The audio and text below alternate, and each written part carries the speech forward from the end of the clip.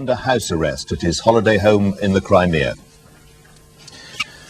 The announcement from Moscow at 4:30 this morning carried a shocking impact across the world. Many Western leaders have been on holiday. They're urgently discussing how to respond. Moscow radio told the Soviet people that Mr. Gorbachev couldn't perform his duties for health reasons.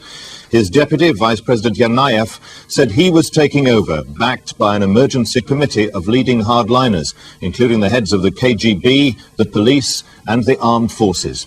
They say they'll clamp down on the press and ban demonstrations, and troops have already moved on TV and radio stations. Mr. Gorbachev, who was on holiday by the Black Sea, is reported under house arrest there. But leading reformers are sticking by him, and armoured units near the Kremlin have encountered thousands of demonstrators. Our first report is from Moscow.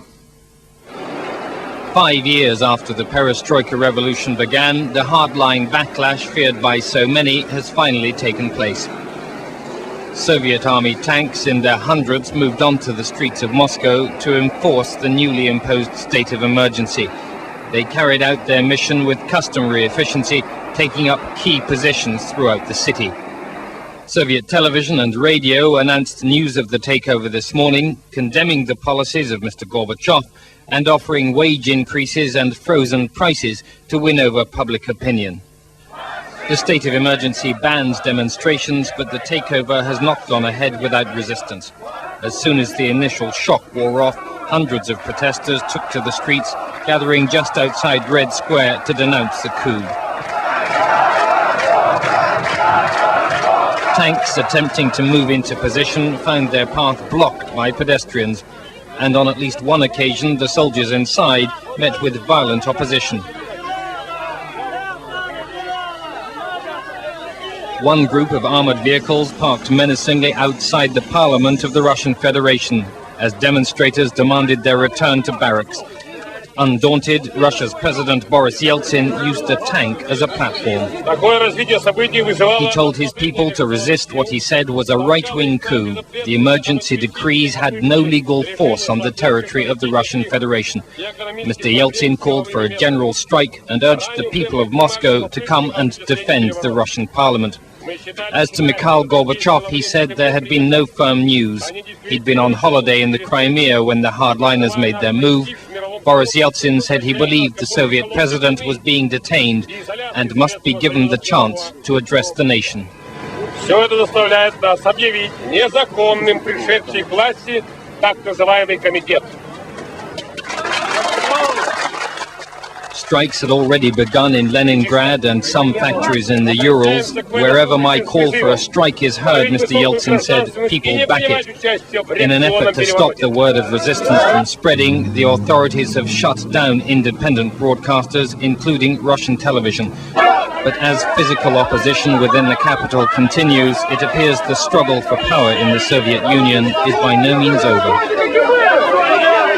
John Major described the events in Moscow as very ominous. There's an emergency cabinet meeting this afternoon, and the Prime Minister says he'll be talking to Britain's allies. He said there seemed little doubt that President Gorbachev was forcibly removed from office. There seems little doubt that President Gorbachev has been removed from power by an unconstitutional seizure of power.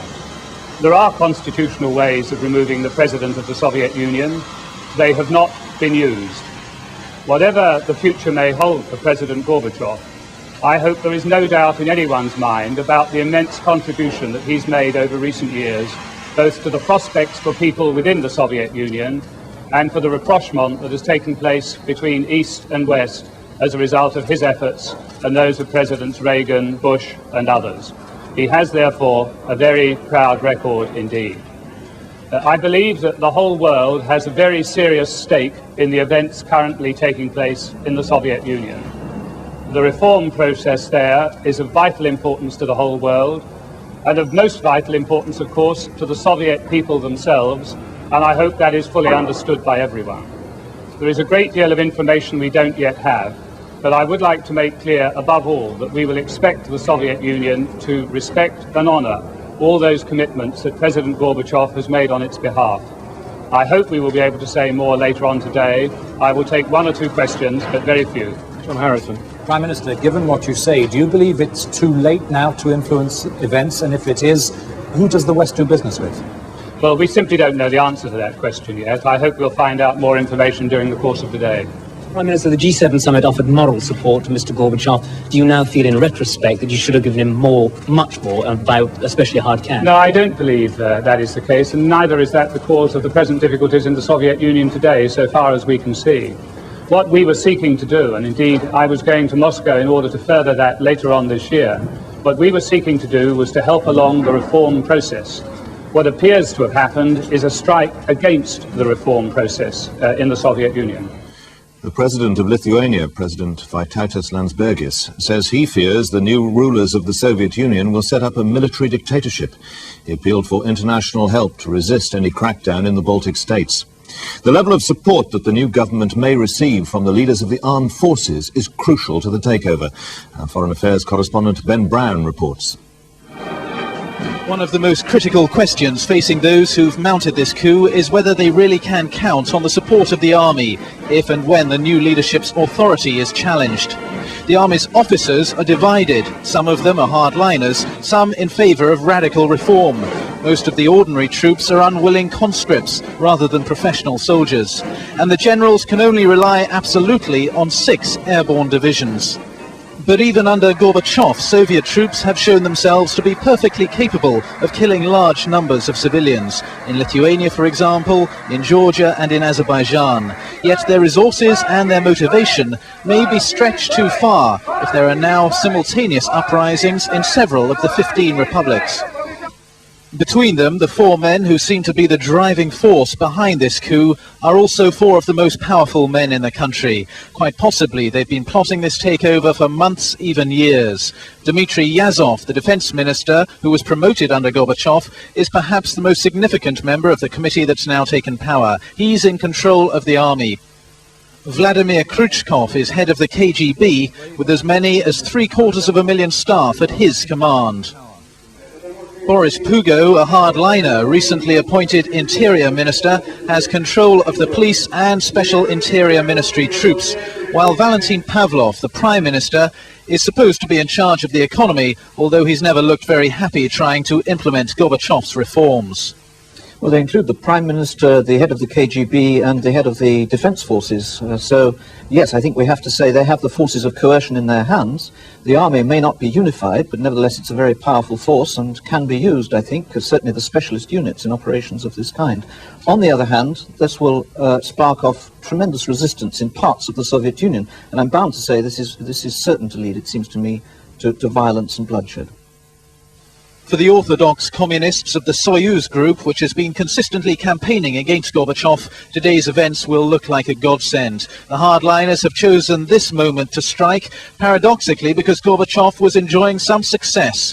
Tomorrow, 5 of the republics, including Russia, were to have signed his new Union Treaty, designed to be the basis of a freer Soviet Union. 4 more republics, including the Ukraine, were due to sign it later, while the 6 remaining republics, including the Baltics, have refused all along to have anything to do with the treaty.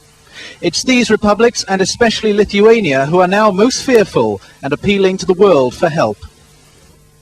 Appeal